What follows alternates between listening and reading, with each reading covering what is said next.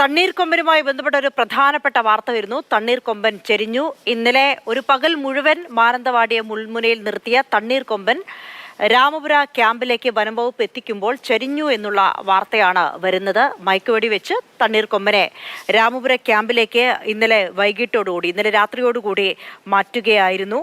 Elephant ആംബുലൻസിലാണ് Ramapura ക്യാമ്പിലേക്ക് എത്തിച്ചത്.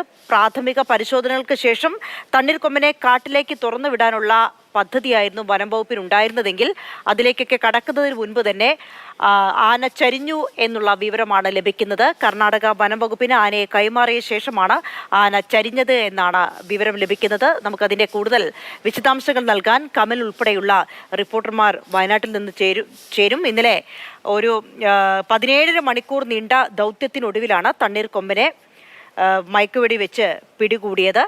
വയനാട് അതിർത്തി കഴിഞ്ഞ് കർണാടക വനം വകുപ്പിന്റെ ബന്ദിപ്പൂരിലുള്ള ആന ക്യാമ്പിലെ കൂട്ടിലേക്കാണ് തണ്ണീർക്കൊമ്പനെ മാറ്റിയത്. പക്ഷെ അവിടെ എത്തിയപ്പോഴേക്കും തണ്ണീർക്കൊമ്പൻ ചെരിഞ്ഞു എന്നുള്ള വിവരമാണ് ലഭിക്കുന്നത്. നമുക്ക് മുൻപ് അരിക്കൊമ്പൻ, PT7 ഉൾപ്പെടെയുള്ള കൊമ്പനാനകളെ മയക്കുവെടി വെച്ച് പിടികൂടിയ ഒരു ബാക്ക്ഗ്രൗണ്ട് നമുക്ക് എല്ലാവർക്കും അറിയാം. പക്ഷെ അവരൊക്കെ ഇപ്പോഴും ആരോഗ്യത്തോടു കൂടി ജീവിക്കുന്നുണ്ട്. പക്ഷേ തണ്ണീർക്കൊമ്പന്റെ കാര്യത്തിൽ മാത്രം അതുണ്ടായില്ല. തണ്ണീർക്കൊമ്പൻ ചരിഞ്ഞു. ഏത് സാഹചര്യത്തിലാണ് തണ്ണീർക്കൊമ്പന് ജീവൻ നഷ്ടമായിട്ടുള്ളത് എന്നുള്ളത് വ്യക്തമല്ല.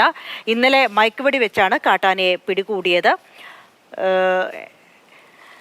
ബന്ദിപ്പൂരിൽ എത്തിച്ച ശേഷം ഇന്നലെ രാത്രി തന്നെ ആനയെ പരിശോധനയ്ക്ക് വിധേയമാക്കിയിരുന്നു. ദൗത്യത്തിനായി മാനന്തവാടിയിലെ ജനങ്ങളൊക്കെ ഇന്നലെ വനംവകുപ്പിനെ വലിയ തോതിൽ സഹായിക്കുകയൊക്കെ ചെയ്തിരുന്നു. എന്താണ് തണ്ണീർക്കൊമ്പന് പറ്റിയത് എന്നുള്ളത് വ്യക്തമല്ല.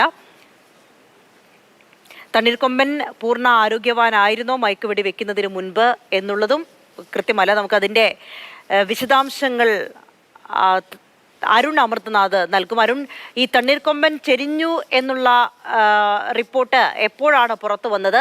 എന്താണ് ആന ചരിയാനുണ്ടായ സാഹചര്യം എന്നാണ് പ്രാഥമികമായി കിട്ടുന്നത്?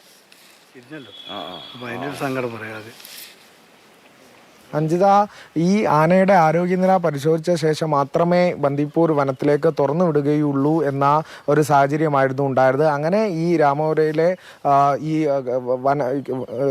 ഇവിടെയാണ് ആന ഉണ്ടായിരുന്നത്, രാമപുരയിലാണ് ആന ഉണ്ടായിരുന്നത്.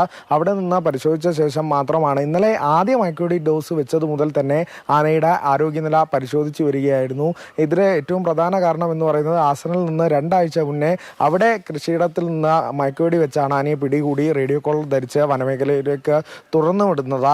അതിനുശേഷം ഇത് 2 ആഴ്ചക്കിടെ 2ാം തവണയാണ് ഈ ആനയ്ക്ക് ഈ മയക്കുവെടി നൽകുന്നത്. അതും 2 ഡോസ് മയക്കുവെടിയാണ് നൽകിയത്. ഇത് തന്നെയാണ് പ്രാഥമിക നിഗമനമായി നമുക്ക് ഈ മണിക്കൂറിൽ എന്തായാലും പറയാൻ സാധിക്കുന്നത്. ഇന്നലെ ഈ നാട്ടുകാരൊക്കെ ഇവിടെ തന്നെയുണ്ട്. ഇന്നലെ ഈ ദിനം മൊത്തം ഇവരുടെ മുന്നിൽ ഉണ്ടായിരുന്ന ഒരു ആനയായിരുന്നു.